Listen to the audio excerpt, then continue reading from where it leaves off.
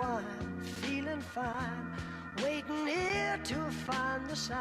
right, MC Bravado I picked up on because I've always had this belief, this like underlying belief in my ability that I just rap better than just about anyone. When you're recording songs on like a fucking $50 microphone and an 8-track and you call yourself something like that, it stands for that like unfound arrogance, that like false air of, it's kind of a joke. And I always get a kick out of that because I say, you know, a lot of really wild stuff. I think it's kind of funny. I'd say I really started with early Nas, early Biggie, early Jay. I would say the album that made me fall in love with hip hop, The Score from the Fugees, just because Lauryn Hill, like, batshit crazy talented, you know, and batshit crazy literally. One of the dudes in my group, Militant Marksman, he started rapping early, like probably when we were in like 6th grade, something like that. And he, you know, I actually got him listening to hip hop, and he kind of opened up the idea. Once I saw a friend of mine doing it, you know, made me think maybe I could do that, because he started recording and it sounded pretty good, and he was pretty good. So as much as I loved the music, I figured why wouldn't I go that route? So I went to like these battles, you know. I really, in high school, I'd start freestyling, making fun of people when I was drunk, and people are like, oh, you know, it's funny, it's good. I do stupid joke songs about girls I didn't like, you know, all that kind of shit. In fact, my ex-girlfriend, I did some foul shit, you know, at a track. So that's all started early, you know what I mean? And I still feel a little bit bad about it, but it kind of helped springboard my popularity in a way in high school, so sorry about that. But then I got persuaded to go to these battles, and when I'd be winning battles against older dudes and people that were more experienced, and I'd be like half in the bag drunk and not preparing at all. So that kind of gave me the idea. People started getting my ear, and they're like, these dudes take this shit seriously. You're like wiping the floor with them, why don't you start, you know? So then I started writing, started recording with Marksman. C Nature, another dude in my group, kind of came into the fold. He was rapping also all that time. We all crossed paths in the battle scene, crossed paths recording.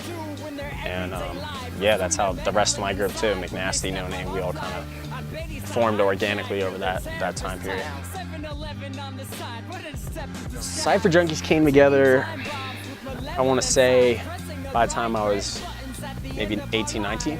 But, you know, we went through our phase of just fucking around too much, drinking too much extracurriculars. We've kind of been in it, quite frankly, to counter that idea in terms of you're either in it for the money or you're lying. Don't agree. We've been in it for the love of the sport for a long time. That's why we were doing these basement-style recordings, because we just like to rap. We like to get drunk and rap, we like to perform, we like to record songs. Only the last couple years, you know, I think it was out of the fact that we'd see people either we used to fuck with or like individuals that weren't quite as talented as us in other circles doing well. It kind of started getting us a little angry, like what's separating them from us. And they would always have really good production, really good recording, so that got me on the swing that I need to step it up and start working with producers and recording studios. And prior to that, me and this dude Janaza, shout outs to Janaza, we used to fuck around with music on my computer mic, and that was my first mixtape, you know, like just fucking around like that. And then we did more of a studio style mixtape at Marksman's called It's About Fucking Time. That was like my first real title because people begged us to put stuff out, and we finally put stuff out. And then from there, I did my own mixtape. It was called Quality Over Quantity. It had 28 songs on it. So there again was me being like an arrogant prick with like the backhanded title.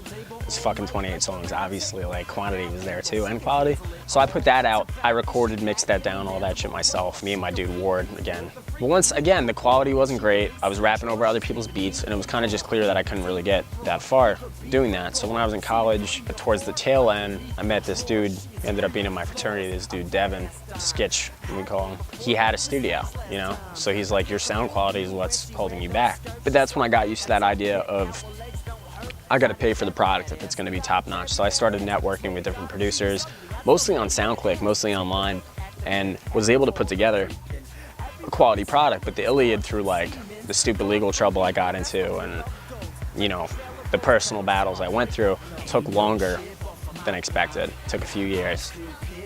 Towards the tail end of the process, I filled in some features with underground artists that I was listening to for a long time. That was kind of like a culminating thing. Mac Lethal produced a track on the album, rapped on the album. In my opinion, one of the most talented people in hip hop, so that was huge. Then I had Concept on there. He was a dude I grew up with, Brown Bag All Stars, all that. He's doing really well. He did a track with Royce. His album, you know, did really well on an independent level, so he's on there.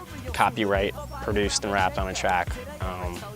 So that's, you know, that's where the illy-ad went. I ended up, the album art and the idea of the concept, something I was real proud of. Again, I ended up putting out 17 songs. It has a kind of a linear progression, different moments in life. I kind of try to go with like how I got into hip hop in the beginning and the growth, personal growth and Something Wrong, the first track. And then the next couple songs are intentionally kind of silly songs, and then I progressively build into heavier stuff.